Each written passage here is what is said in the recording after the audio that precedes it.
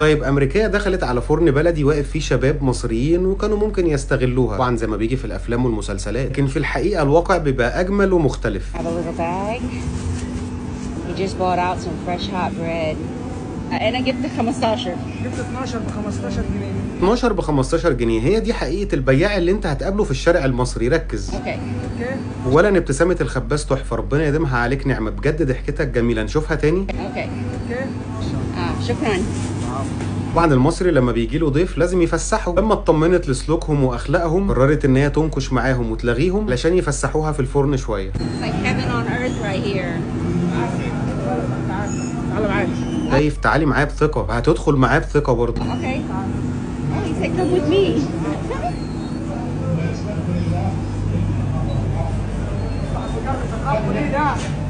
السلام عليكم. يا شيف محمد. شيف محمد ازيك؟ شيف محمد بيخبز. So he's back here doing all of this, and y'all wanted to know what all that brown stuff was on the bread. It's right here.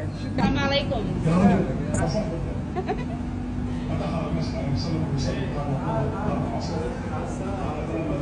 السلام عليكم. يا شيف عبد الرحمن جمعة. ده طويل قوي. الشيف عبده. ازيك يا عبده؟ والله كلهم شباب زي العسل ما شاء الله عليهم. ده العجينة. That's the dough he's making right here in his hands. دي العجانة. He's the agana. He's the dough maker.